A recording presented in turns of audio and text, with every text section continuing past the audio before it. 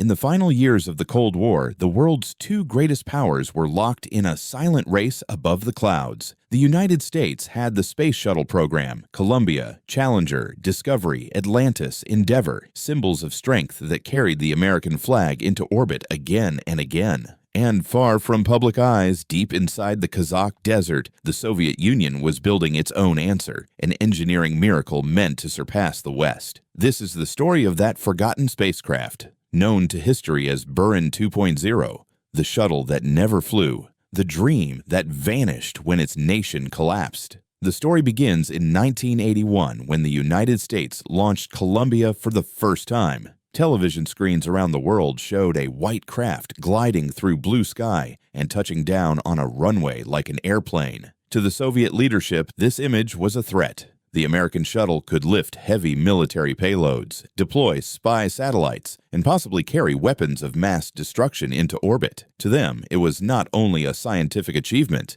it was a challenge to Soviet power. Within weeks, the Kremlin issued new orders to NPO Energia, the leading design bureau of the Soviet space industry. Their task: design, construct, and fly a reusable shuttle capable of doing everything the American one could do, and more. Hundreds of engineers were recalled from other projects. Factories were retooled. Blueprints were drawn in secret rooms under fluorescent light. The result of those frantic years was the Buran program, named after the Siberian snowstorm. The first craft, OK-1K-1 Buran, was meant to prove that the Soviet Union could match the Americans step for step. But the second craft, OK-2.01, often called Buran 2.0, was something different, more advanced, more automated, and far more ambitious. It was designed to be launched again and again with minimal refurbishment. It would be the world's first fully autonomous, reusable orbital vehicle. Through the early 1980s, construction sites spread across the Soviet landscape. Titanium frames were welded in Kuibyshev. Heat-resistant tiles were baked in factories near Moscow. Gigantic Energia rocket stages were tested in Baikonur. Each part was a fragment of a puzzle only a few high-ranking officials truly understood. To the outside world, these places appeared to be ordinary industrial complexes, but behind closed doors, workers knew they were building something meant to outlast the Cold War itself. In November 1988, after nearly a decade of development, the first Buran took flight. It lifted from Baikonur on the back of the colossal Energia rocket, roaring into gray skies. There was no crew on board, no pilot, no human guidance. The spacecraft orbited Earth twice and landed perfectly on an icy runway, automatically. The entire mission was controlled by onboard computers and ground command. For one brief moment, the Soviet Union had achieved something the United States had never done: a completely autonomous orbital flight and landing. But as celebration echoed through Baikonur's halls, engineers already looked to their next challenge: the completion of Buran 2.0.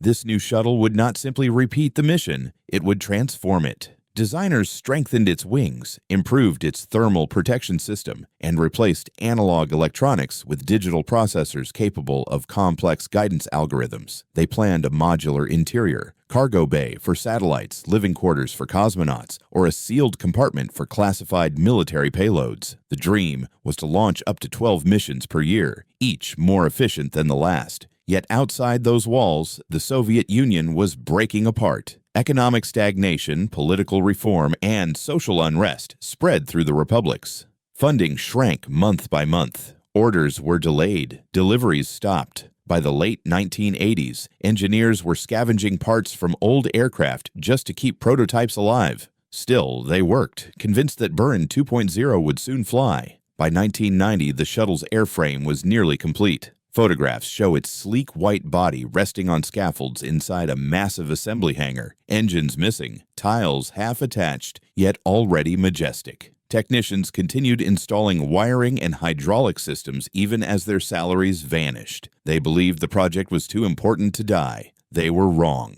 When the Soviet Union dissolved in 1991, the state that had funded the most daring engineering feats on Earth ceased to exist. The Ministry of General Machine Building, which oversaw all space hardware, was dissolved overnight. Contracts disappeared. The new Russian Federation inherited the wreckage of an empire, but not the money to keep its dreams alive. The The Buran program was officially canceled. At Baikonur, silence replaced the sound of engines. The Energia rockets were mothballed, cosmonauts were reassigned or retired, and inside hangar 112, the unfinished Buran 2.0 waited for orders that would never come. For a while, security guards kept watch. Then, as years passed, even they were gone. Dust settled on the shuttle's white skin. Winds from the steppe howled through broken panels. Pigeons nested in the cargo bay. Once, children from nearby towns sneaked inside and carved their names on the landing gear. The spacecraft that was meant to conquer space became a playground for the curious and the brave. Meanwhile, the world forgot. NASA continued launching its shuttles through the 1990s, confident in its monopoly on reusable spaceflight. Few outside Russia even knew the second Soviet shuttle existed. When the roof of hangar 112 collapsed in 2002, destroying the first Buran and the Energia booster stored beside it, most assumed the program's remnants were gone forever. But another hangar, farther across the base, still held the unfinished twin, silent, intact, and hidden. In the early 2000s, satellite imagery revealed the truth. Analysts noticed an unusual shape on the tarmac of Baikonur's Site 254. It was the unmistakable outline of a shuttle, wings, tail, and black tiles glinting under the Kazakh sun. Explorers who later entered the site described an eerie scene, a massive spacecraft sleeping in the dark, surrounded by scaffolding and dust thick as snow. The air smelled of rust and oil. Everywhere were signs of sudden abandonment, tools left on benches, documents yellowed by time, half-finished wiring dangling from panels. Inside the cockpit, the seats were still wrapped in plastic. The instrument panels, though outdated, hinted at sophistication. Rows of analog dials mixed with early digital displays, evidence of a transition from one technological era to another. The flight deck bore the logo of Energia and the faded red star of the Soviet Union. For those who saw it, it felt like stepping back into 1989. If the Soviet Union had survived another decade, the shuttle likely would have flown. Plans existed for missions to deploy satellites, retrieve cargo, and perhaps even service orbital stations. Engineers talked of automatic docking with Mir, or of building large modular habitats in orbit using Energia-class boosters. Buran 2.0 was to be the workhorse of that vision, a vehicle capable of transforming Earth orbit into a permanent workplace. Instead, it became a monument to what might have been. Technologically, the craft was remarkable. Its automatic flight control system could handle ascent, orbital maneuvering, and atmospheric re-entry entirely on its own. It used radar altimeters, gyroscopic sensors, and a central computer complex coded in multiple redundancy layers. The Americans would not achieve similar automation until decades later with autonomous test shuttles and modern reusable boosters. In many ways, Buran 2.0 predicted the future: software-driven, fully automated, rapidly reusable spaceflight. Through the 2010s, as images from inside the hangar spread online, the world rediscovered the Soviet shuttle. Documentary crews, historians, and urban explorers risked arrest to photograph it. Their videos revealed graffiti on its fuselage, spray-painted tags beside Cyrillic serial numbers. Sunlight pierced through holes in the roof, illuminating the shuttle's nose like a spotlight on a forgotten stage. It became a symbol